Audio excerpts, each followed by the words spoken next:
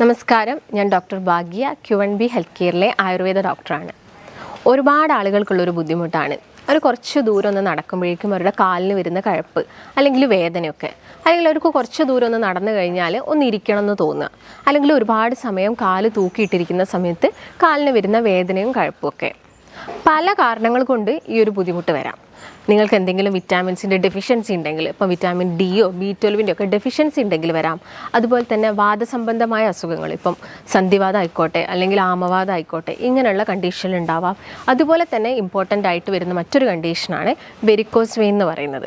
ഇപ്പോൾ ഒരുപാട് ആളുകളിൽ കണ്ടുവരുന്നുണ്ട്. അതായത് കൂടുതൽ സമയം നിന്ന് ജോലി ചെയ്യുന്നവർ അല്ലെങ്കിൽ ഒരുപാട് സമയം ഇരുന്ന് ജോലി ചെയ്യുന്ന ആളുകളിലൊക്കെയാണ് ഇത് കോമൺ ആയിട്ട് കണ്ടുവരുന്നത്. ഇപ്പം ഡ്രൈവേഴ്സ് ആയിക്കോട്ടെ അല്ലെങ്കിൽ നേഴ്സസ് ആയിക്കോട്ടെ, പോലീസ്, സെക്യൂരിറ്റീസ്, ഈ പറഞ്ഞ വിഭാഗത്തിൽപ്പെടുന്ന ആളുകളിലാണ് ഇത് വളരെ കോമൺ ആയിട്ട് കണ്ടുവരുന്നത്. ഇപ്പോൾ വെരിക്കോസ് വെയിൻ, അതിൻ്റെ അകത്ത് പറയുന്നുണ്ട് വെയിനിന് വരുന്ന ഒരു അസുഖമാണ്. വെയിൻ എന്ന് പറയുന്നത് സിരയാണ്. നമ്മുടെ ശരീരത്തിൽ ഒരുപാട് സിരകളും അതുപോലെ തന്നെ രക്തം കൊണ്ടുപോകുന്ന രക്തക്കുഴലുകളൊക്കെ ഉണ്ട്. ഈ സിരകളുടെ ഡ്യൂട്ടി എന്ന് പറയുന്നത് മെയിനായിട്ട് നമ്മുടെ കാല്, കയ്യിൽ നിന്നൊക്കെയുള്ള അശുദ്ധ രക്തത്തിനെ തിരിച്ച് ഹൃദയത്തിലോട്ട് കൊണ്ടുപോവുകയാണ്. എന്നിട്ട് അവിടുന്ന് ശുദ്ധീകരിച്ചിട്ട് രക്തക്കുഴൽ വഴിയാണ് നമ്മുടെ ശരീരത്തിൻ്റെ പല ഭാഗങ്ങളിലും എത്തുന്നത്. ഈ ഹൃദയത്തിലോട്ട് വരുന്ന സിരകളിലെ വാൽവുകളിൽ എന്തെങ്കിലും ഒരു അപാകത സംഭവിക്കുമ്പോൾ അത് പൂർണ്ണമായിട്ടും വരാം, അതുപോലെ തന്നെ ഭാഗികമായിട്ടും വരാം. പിന്നെ പൂർണ്ണമായിട്ടോ ഭാഗികമായിട്ടോ വരുന്ന ഈ ഒരു വാൽവിൻ്റെ പ്രശ്നത്തിനെയാണ് നമ്മൾ വെരിക്കോസ് വെയിൻ എന്ന് പറയുന്നത്.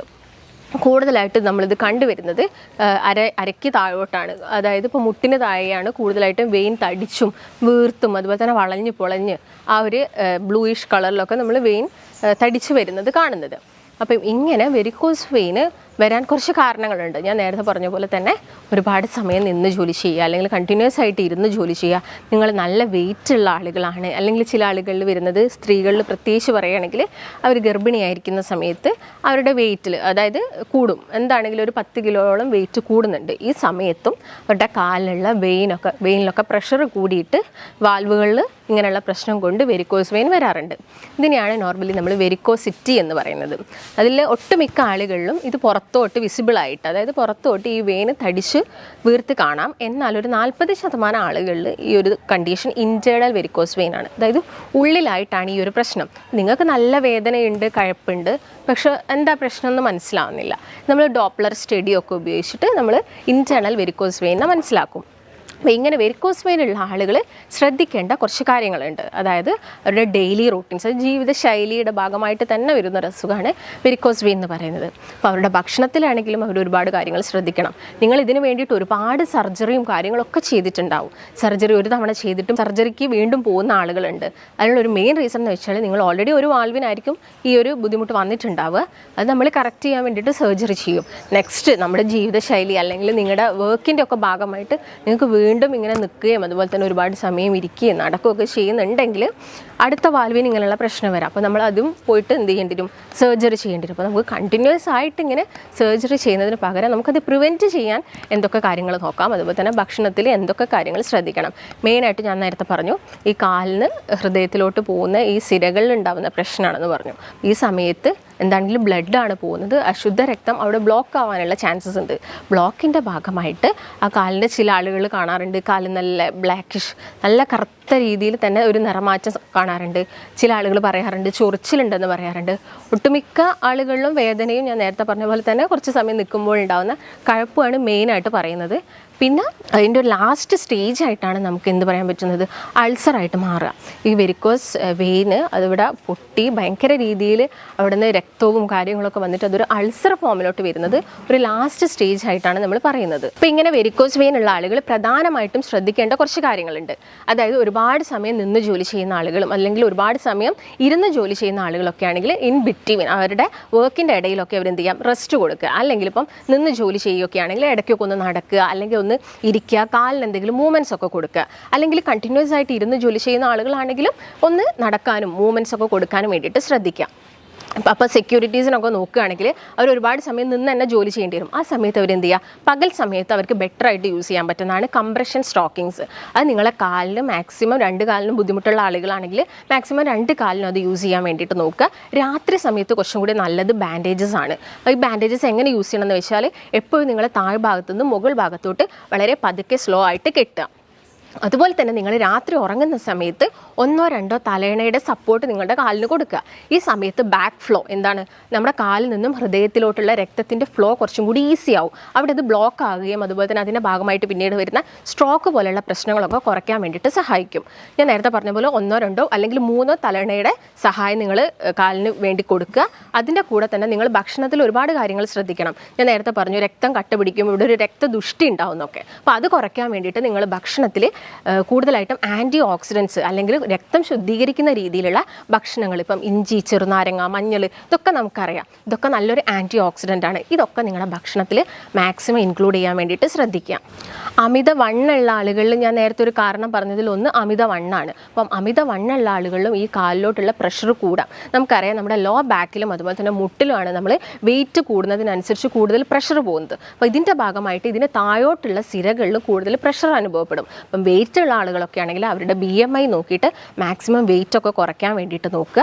അതുപോലെ തന്നെ നിങ്ങൾ ശ്രദ്ധിക്കേണ്ട ഒരു കാര്യം എന്ന് വെച്ചാൽ വെരിക്കോസ് വെയിൻ ഉള്ള ആളുകൾ എപ്പോഴും കാലിന് മസാജ് കൊടുക്കും. കാരണം അവർക്ക് എപ്പോഴും ഈ കഴപ്പും വേദനയൊക്കെ ആയതുകൊണ്ട് എന്തെങ്കിലും ഒരു മസാജ് കൊടുത്താൽ കുറച്ചൊരു ആശ്വാസം കിട്ടുമല്ലോ.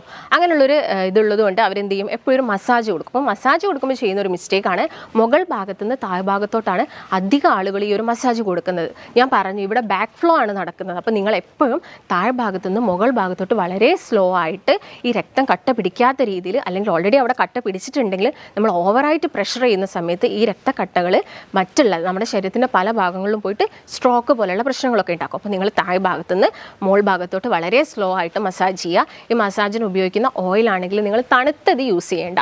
ഒട്ടുമിക്ക ആളുകളും ചോദിക്കുന്നതാണ് എനിക്ക് ഓയിൽ തണുത്തത് യൂസ് ചെയ്യുന്ന സമയത്ത് ബുദ്ധിമുട്ടുണ്ടാവാറുണ്ട്. അപ്പോൾ നിങ്ങൾ ഈ ഓയിൽ ഒന്ന് എന്ത് ചെയ്യുക, ജസ്റ്റ് ഒന്ന് ഡബിൾ ബോയിലിംഗ് ചെയ്യുക. എല്ലാവർക്കും അറിയുന്ന കാര്യമാണ് എന്താണ് ഡബിൾ ബോയിലിംഗ് എന്നൊക്കെ. ഡയറക്റ്റായിട്ട് നിങ്ങൾ ഓയിൽ എടുത്ത് ഹീറ്റ് ചെയ്യരുത്. അങ്ങനെ ഹീറ്റ് ചെയ്യുന്ന സമയത്ത് ആ ഓയിലിൻ്റെ കംപ്ലീറ്റ് ഗുണങ്ങൾ നഷ്ടപ്പെടും. അപ്പോൾ ജസ്റ്റ് ഒന്ന് ഡബിൾ ബോയിലിംഗ് ചെയ്തിട്ട് നിങ്ങൾ ആ ഒരു ഓയിൽ യൂസ് ചെയ്യാം. അങ്ങനെ ചെയ്യുകയാണെങ്കിൽ ആ ഒരു ഭാഗത്തുള്ള ബ്ലഡ് സർക്കുലേഷൻ കൂടുകയും അവിടെ വരുന്ന വെരിക്കോസ് അൾസർ അങ്ങനെയുള്ള പ്രശ്നങ്ങളൊക്കെ നമുക്ക് എന്ത് ചെയ്യാൻ പറ്റും, മാക്സിമം കുറയ്ക്കാൻ വേണ്ടിയിട്ട് സാധിക്കും.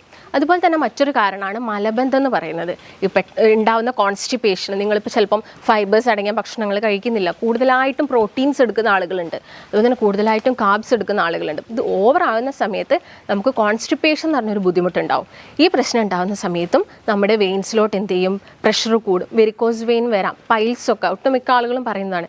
ഈ രണ്ട് കണ്ടീഷനും പരസ്പരം റിലേറ്റഡ് ആണ്. അപ്പോൾ നിങ്ങൾ മാക്സിമം മലബന്ധം ഉണ്ടാവാതെ നോക്കുക, നന്നായിട്ട് വെള്ളം കുടിക്കുക, അതുപോലെ തന്നെ ഫൈബേഴ്സ്, നാരുകളടങ്ങിയ ഭക്ഷണങ്ങൾ നിങ്ങളുടെ റുട്ടീനിൽ ഇൻക്ലൂഡ് ചെയ്യാൻ വേണ്ടിയിട്ട് ശ്രദ്ധിക്കാം. പിന്നെ നിങ്ങൾ മെയിനായിട്ടും വെരിക്കോസ് വെയിൻ ഉള്ള ആളുകൾക്ക് മാത്രം, അല്ലെങ്കിൽ അവർ കൂടുതലായിട്ട് ഫോക്കസ് ചെയ്യേണ്ട കുറച്ച് ഏരിയാസ് ഉണ്ട്. അതായത് ഭക്ഷണത്തിൽ ഏതൊക്കെ ഭക്ഷണം കഴിക്കണം. ഒന്ന്, രക്തം ശുദ്ധീകരിക്കുന്ന രീതിയിൽ ഭക്ഷണം കഴിക്കുക, വെള്ളം നന്നായിട്ട് കുടിക്കുക, നന്നായിട്ട് ഉറങ്ങുക. അതുപോലെ തന്നെ ഭക്ഷണം കഴിക്കുന്ന സമയത്ത് ചവച്ചരച്ച് ഭക്ഷണം കഴിക്കാൻ വേണ്ടിയിട്ട് നോക്കുക.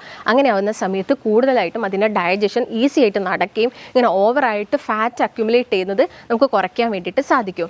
അതുപോലെ തന്നെ ഭക്ഷണത്തിൽ കൂടുതലും റൂട്ടിൻ അടങ്ങിയിട്ടുള്ള ഫുഡ് കഴിക്കാൻ വേണ്ടി പറയുന്നത്.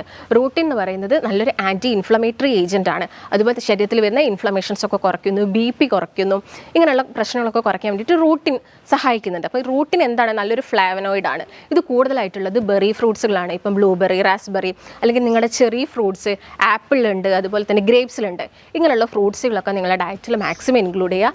അതുപോലെ തന്നെ ബീറ്റാ സൈനിൻ എന്ന് പറഞ്ഞ ഘടകമുള്ളത് ബീട്രൂട്ടിലാണ്. നമുക്കറിയാം ബീട്രൂട്ട് കഴിക്കുന്നത് വഴി നമ്മുടെ ശരീരത്തിൽ HB ഒക്കെ കൂടും, രക്തമൊക്കെ കൂടുന്ന എല്ലാവർക്കും അറിയുന്ന കാര്യമാണ്. അപ്പം വെരിക്കോസ് വെയിൻ ഉള്ള ആളുകൾ ഇത് എല്ലാ ദിവസവും അവരുടെ ഭക്ഷണത്തിൽ മാക്സിമം ഇൻക്ലൂഡ് ചെയ്യാൻ വേണ്ടിയിട്ട് നോക്കുക. അതുപോലെ തന്നെ കാർബോഹൈഡ്രേറ്റ് ആണെങ്കിലും പ്രോട്ടീൻസിന് ഉപയോഗമാണെങ്കിലും മാക്സിമം കുറയ്ക്കുക.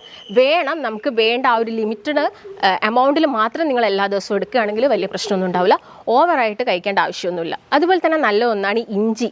എന്തിനാണ് വെരിക്കോസ് വെയിൻ പേഷ്യൻസ് ഇഞ്ചി എടുക്കാൻ വേണ്ടി പറയുന്നത്? ഇഞ്ചി എന്ന് പറയുന്നത് നമ്മുടെ ശരീരത്തിൽ രക്തം കട്ട പിടിക്കുന്നത് ബ്രേക്ക് ഡൗൺ ചെയ്യാൻ സഹായിക്കുന്ന ഫൈബ്രിൻ, അത് ബ്രേക്ക് ഡൗൺ ചെയ്യാൻ സഹായിക്കുന്നത് ഇഞ്ചിയാണ്. അപ്പോൾ നിങ്ങൾ ഇഞ്ചി ചായയോ അല്ലെങ്കിൽ ഇഞ്ചി നീരോ ഇതൊക്കെ നിങ്ങളുടെ ഭക്ഷണത്തിൽ എല്ലാ ദിവസവും ഇൻക്ലൂഡ് ചെയ്യാൻ വേണ്ടിയിട്ട് ശ്രദ്ധിക്കുക. ഇപ്പം ചുക്ക് എല്ലാവർക്കും അറിയുന്ന ഒരു കാര്യമാണല്ലോ. അതായത് നമ്മൾ ഇഞ്ചി ഉണക്കുന്ന സമയത്താണ് ചുക്ക് ഉണ്ടാകുന്നത്. ഈ ചുക്ക് നിങ്ങൾ പൊടിച്ചിട്ട് അതൊരു പേസ്റ്റ് ആക്കിയിട്ട് ഈ വെരിക്കോസ് വെയിൻ ഉള്ള ഭാഗത്ത് അപ്ലൈ ചെയ്ത് കൊടുക്കുകയാണെങ്കിലും നമുക്ക് ഉണ്ടാകുന്ന ആ ഒരു ചൊറിച്ചിലും കാര്യങ്ങളൊക്കെ കുറയ്ക്കാൻ വേണ്ടിയിട്ട് സഹായിക്കും. അല്ലെങ്കിൽ ഇപ്പോൾ ആയുർവേദപരമായിട്ട് പറയുകയാണെങ്കിൽ ഏലാദി ചൂർണ്ണമൊക്കെ നമുക്ക് വളരെ കോമൺ ആയിട്ട് അറിയുന്നതാണ്. ഈ ഏലാദി തൈലവും അതുപോലെ ചൂർണ്ണവും ഒക്കെ നിങ്ങൾ ആ ഒരു ഏരിയയിൽ അപ്ലൈ ചെയ്യുകയാണെങ്കിൽ നിങ്ങൾക്ക് പെട്ടെന്ന് ഉണ്ടാകുന്ന ആ ബുദ്ധിമുട്ടും കാര്യത്തിൽ നിന്നൊക്കെ നമുക്കൊരു രക്ഷ നേടാൻ വേണ്ടിയിട്ട് സാധിക്കും. പിന്നെ ഞാൻ നേരത്തെ പറഞ്ഞു ഒരു ലാസ്റ്റ് സ്റ്റേജ്, ഒരു 3rd സ്റ്റേജിലെത്തുന്ന സമയത്താണ് ചൊറിച്ചിൽ വരിക, അവിടെ ഡിസ്കളറേഷൻ ഡിസ്കളറേഷൻ വരുന്നത്. എന്തുകൊണ്ടാണ് അവിടെ ചൊറിച്ചിലും ആ ഒരു ഡിസ്കളറേഷനൊക്കെ വരുന്നത്? ബ്ലഡ് സർക്കുലേഷൻ ആ ഒരു ഭാഗത്തോട്ടുള്ളത് കുറയുന്നു എന്ന് കാണിക്കുന്നതാണ് ഈ ഒരു സിംറ്റംസ്. അപ്പം അതൊക്കെ നിങ്ങൾ ഒരു സ്റ്റേജ്, നമുക്കറിയാം ഒരു ഫസ്റ്റ് സ്റ്റേജ് എത്തുമ്പോഴേക്കും വേദനയും കാര്യങ്ങളൊക്കെ വന്നിട്ടുണ്ടെങ്കിൽ ആ ഒരു ഇനീഷ്യൽ സ്റ്റേജിൽ തന്നെ നിങ്ങൾ പ്രോപ്പറായിട്ടുള്ള ട്രീറ്റ്മെൻറ്റ്സ് എടുക്കുക, അതിന് വേണ്ട ഭക്ഷണങ്ങളൊക്കെ കഴിക്കുകയാണെങ്കിൽ നമുക്ക് ആ ഒരു ഇനീഷ്യൽ സ്റ്റേജിൽ തന്നെ വെരിക്കോസ് വെയിൻ ഒക്കെ വളരെ ഈസി ആയിട്ട് തന്നെ മാറ്റിയെടുക്കാൻ വേണ്ടിയിട്ട് സാധിക്കും. ഇല്ലാതെ നിങ്ങളിപ്പോൾ എത്ര സർജറി ചെയ്താലും നമ്മുടെ ജീവിതശൈലീൻ്റെ ഭാഗമായിട്ട് ഓരോ വാൽവിനും ഓരോ ദിവസം പ്രശ്നങ്ങൾ സംഭവിക്കും. അതിൻ്റെ ഭാഗമായിട്ട് ഇത് കൂടിക്കൊണ്ടേ വരുള്ളൂ. അപ്പം ഈ കാര്യങ്ങളൊക്കെ മെയിനായിട്ട് നോക്കുക. ഇതിൻ്റെ കൂടെ തന്നെ ഭക്ഷണത്തിൽ കുറച്ച് ശ്രദ്ധിക്കേണ്ട കാര്യങ്ങൾ എന്ന് വെച്ചാൽ ഒന്ന് ഉപ്പിൻ്റെ അമിതമായിട്ടുള്ള ഉപയോഗം കുറയ്ക്കുക. ഉപ്പ് എന്ന് പറയുമ്പോൾ നമുക്ക് എല്ലാവർക്കും ഒരു BP കൂട്ടുന്ന കാര്യമാണ്. അപ്പം BP കൂടുന്നതെന്ന് വെച്ചാൽ എന്താണ്? നമ്മുടെ വെയിൻസിലും രക്തക്കൊഴലിലൊക്കെ പ്രഷർ കൂടുകയാണ്. സെയിം നമ്മുടെ കാലിലോട്ടുള്ള വെയിൻസിലും ഈ പ്രഷർ കൂടും. അപ്പോൾ BP കൂടുന്ന രീതിയിൽ ഉപ്പടങ്ങിയ ഭക്ഷണങ്ങൾ അല്ലെങ്കിൽ പൊരിച്ച മീനുകൾ, വറുത്ത മീൻ, അച്ചാറ്, പപ്പടം ഇതിൻ്റെയൊക്കെ ഉപയോഗം മാക്സിമം കുറയ്ക്കുക. പേസ്ട്രീസ്, ഷുഗർ കൂടുമ്പോൾ നമുക്കറിയാം വെയിറ്റ് കൂടും, ഫാറ്റ് അക്യുമുലേഷൻ വരും. അപ്പം ഇങ്ങനെയുള്ള കാര്യങ്ങൾ നിങ്ങളുടെ ഭക്ഷണത്തിൽ നിന്ന് കുറയ്ക്കുക. പിന്നെ നിങ്ങൾക്കിപ്പോൾ അൾസറായി കഴിഞ്ഞു, വെരിക്കോസ് വെയിൻ വന്നു, അൾസറായി കഴിഞ്ഞെങ്കിൽ നിങ്ങൾ കംപ്ലീറ്റ് ആയിട്ട് ഒഴിവാക്കേണ്ടതാണ് പാലും പാലുൽപ്പന്നങ്ങളും. ഇത് നമ്മുടെ കണ്ടീഷൻ കൂട്ടും, രക്തദുഷ്ടി കൂട്ടും. പാലും പാലുൽപ്പന്നങ്ങളും ഒഴിവാക്കുക. അതുപോലെ തന്നെ ഉഴുന്ന്, മുതിരയൊക്കെ നമുക്കറിയാം. നോർമലി നമ്മൾ വേനൽക്കാലം ആവുന്ന സമയത്ത് മുതിരയൊന്നും കഴിക്കാറില്ല, കാരണം അത് രക്തദുഷ്ടി ഉണ്ടാക്കുന്നതാണ്. കൂടുതലായിട്ടും നമ്മളത് കഴിക്കുന്നത് എപ്പോഴാണ്? മഴക്കാലം ആവുന്ന സമയത്ത് എല്ലാവരും മുതിരയൊക്കെ ഇട്ടിട്ട് കഞ്ഞി കുടിക്കാറുണ്ട്. അപ്പം മുതിര ഇങ്ങനെയുള്ള കാര്യങ്ങളൊക്കെ നിങ്ങൾ കൂടുതലും മഴ പെയ്യുന്ന സമയത്ത് ആ ഒരു സമയത്തൊക്കെ കഴിക്കുക. വെരിക്കോസ് വെയിനുള്ള ആളുകളാണെങ്കിൽ അത് കംപ്ലീറ്റ് തന്നെ ഒഴിവാക്കുക. പിന്നെ നിങ്ങൾ ഒഴിവാക്കേണ്ടത് ശർക്കര, എള്ള് ഇതൊക്കെ കൂടുതലായിട്ടും രക്തം കൂട്ടുകയും രക്തം കട്ട പിടിക്കുകയും വെരിക്കോസ് വെയിനുള്ള ആളുകൾ, കാരണം ഓൾറെഡി വാൽവ് അവിടെ ഡിഫോൾട്ടായിട്ട് കിടക്കുകയാണ്. അപ്പോൾ നിങ്ങൾ ആ ഭക്ഷണങ്ങളൊക്കെ മാക്സിമം ഒഴിവാക്കാൻ വേണ്ടിയിട്ട് നോക്കുക. പിന്നെ ഷെൽഫിഷുകളാണ്. ഷെൽഫിഷ് ഒട്ടുമിക്ക ആളുകളിലും അലർജി ഉണ്ടാക്കും. വെരിക്കോസ് വെയിൻ ഉള്ള ആളുകളാണെങ്കിലും അലർജി ഉണ്ടാക്കും, ചൊറിച്ചിൽ കൂട്ടും, ഇങ്ങനെയുള്ള പ്രശ്നങ്ങളും കോംപ്ലിക്കേഷൻസും ഒക്കെ ഉണ്ടാക്കും. ഓൾറെഡി ഇപ്പോൾ നിങ്ങൾക്ക് അൾസർ ആയിട്ടുണ്ടെങ്കിൽ നിങ്ങൾ അതിനെന്താണെങ്കിലും ഒരു പ്രൈമറി അല്ലെങ്കിൽ എന്താണെങ്കിലും ഒരു ഇനീഷ്യൽ കെയർ നിങ്ങൾ അതിന് കൊടുക്കണം. ഇപ്പോൾ വൂണ്ടൊക്കെ നന്നായിട്ട് ക്ലീൻ ചെയ്യുക. എപ്പോഴും അത് സെപ്റ്റിക് ആവാതെ നോക്കണം. കാരണം അൾസറായി കഴിഞ്ഞാൽ നിങ്ങൾക്ക് ഡയബറ്റീസും കൂടി ഉണ്ടെങ്കിൽ അതിൻ്റെ കോംപ്ലിക്കേഷൻസ് എന്ന് പറയുന്നത് ആംബ്യൂട്ടേഷൻ പോലെയുള്ള കണ്ടീഷനിലോട്ടൊക്കെ നമുക്ക് പോകേണ്ടി വരും. അപ്പോൾ എന്ത് ചെയ്യുക? മാക്സിമം അത് നന്നായിട്ട് ക്ലീൻ ചെയ്യുക. മാക്സിമം അതിനെ പെട്ടെന്ന് തന്നെ ഉണക്കാൻ വേണ്ടിയിട്ടുള്ള ട്രീറ്റ്മെൻറ്റ്സും കാര്യങ്ങളും ചെയ്യുക. സലൈൻ വാട്ടർ നിങ്ങൾ അതിന് ആ ഒരു വൂണ്ടിൽ ഒഴിക്കാതെ അതിന് ചുറ്റും, ഉപ്പ് വെള്ളം നിങ്ങൾ അതിന് ചുറ്റും ഉപയോഗിച്ചിട്ട് വൂണ്ടൊക്കെ നന്നായിട്ട് ക്ലീൻ ചെയ്യുക. അതുപോലെ തന്നെ ഞാൻ നേരത്തെ പറഞ്ഞ ഭക്ഷണങ്ങളും കാര്യങ്ങളൊക്കെ എല്ലാ ദിവസവും കഴിക്കുക. എക്സസൈസ് ചെയ്യാൻ ബുദ്ധിമുട്ടായിരിക്കും, കാരണം വെരിക്കോസ് വെയിൻ ഉള്ള ആളുകളിൽ ഒന്നാമത് കാലിന് കഴപ്പും വേദനയൊക്കെ ഉണ്ടെങ്കിൽ എക്സസൈസ് ചെയ്യാൻ ബുദ്ധിമുട്ടായിരിക്കും. പക്ഷേ അവർക്ക് ജസ്റ്റ് വെയിൻ തടിച്ച് വീർത്തിരിക്കുകയാണ്. അങ്ങനെയുള്ള കണ്ടീഷനൊക്കെയാണ്. വേദന ഒന്നും ഇല്ലെങ്കിൽ നിങ്ങൾ കാലിനും കഴിക്കുക. ഒരു മൂവ്മെൻറ്റ്സിന് വേണ്ടിയിട്ട് നിങ്ങൾക്ക് ഒരു 15-20 മിനിറ്റൊക്കെ എല്ലാ ദിവസവും നടക്കുന്നതൊക്കെ ബാക്കിയുള്ള വെയിൻസിനും ഒക്കെ ഒരു സപ്പോർട്ട്, മസിലിനൊക്കെ ഒരു സപ്പോർട്ട് കൊടുക്കുന്ന രീതിയിലാണ്. അപ്പോൾ ആ കാര്യങ്ങളൊക്കെ നിങ്ങൾ ഫോളോ ചെയ്യാം. അപ്പോൾ അമിതമായിട്ട് മദ്യം യൂസ് ചെയ്യുന്ന ആളുകളിൽ, സ്മോക്കിംഗ് ഉണ്ട്, നമുക്കറിയാം സ്മോക്കിംഗ് ഒക്കെ ചെയ്യുന്ന സമയത്ത് ഈ നിക്കോട്ടിന് നമ്മുടെ രക്തക്കുഴലിൽ വന്ന് ഡെപ്പോസിറ്റ് ചെയ്യും. അതിൻ്റെ ഭാഗമായിട്ടും പ്രശ്നങ്ങൾ വരാം. അപ്പോൾ ഇങ്ങനെ ശീലങ്ങളൊക്കെ ഉണ്ടെങ്കിൽ അതൊക്കെ കംപ്ലീറ്റ് ആയിട്ട് ഒഴിവാക്കുക. നന്നായിട്ട് റെഗുലറായിട്ട് നിങ്ങളുടെ ഭക്ഷണത്തിൽ ആൻറ്റി ഇൻഫ്ലമേറ്ററി അല്ലെങ്കിൽ നല്ലൊരു ആൻറ്റി ഓക്സിഡൻസ് ഒക്കെ ഇൻക്ലൂഡ് ചെയ്യുകയാണെങ്കിൽ നമുക്ക് ഈ പ്രശ്നങ്ങളൊക്കെ വളരെ സിമ്പിളായിട്ട് തന്നെ മാറ്റിയെടുക്കാൻ പറ്റും. എന്നിട്ടും നിങ്ങൾ ഇത്രയും കാര്യങ്ങളൊക്കെ ചെയ്തിട്ടും നിങ്ങൾക്ക് വലിയ മാറ്റങ്ങളൊന്നുമില്ല, അങ്ങനെയാണെങ്കിൽ ചിലപ്പോൾ നമ്മൾ മെഡിക്കേഷൻസ് ഒക്കെ സ്റ്റാർട്ട് ചെയ്യേണ്ടി വരും. അപ്പോൾ നിങ്ങൾക്ക് ഇതിനെക്കുറിച്ച് എന്തെങ്കിലും സംശയങ്ങളോ കാര്യങ്ങളോ ഒക്കെ ഉണ്ടെങ്കിൽ നിങ്ങൾ ജസ്റ്റ് താഴെ കാണുന്ന നമ്പറിൽ കോൺടാക്ട് ചെയ്യുക. നമുക്ക് മറ്റൊരു നല്ല ഹെൽത്ത് ടോപ്പിക്കുമായിട്ട് വീണ്ടും കാണാം. നന്ദി.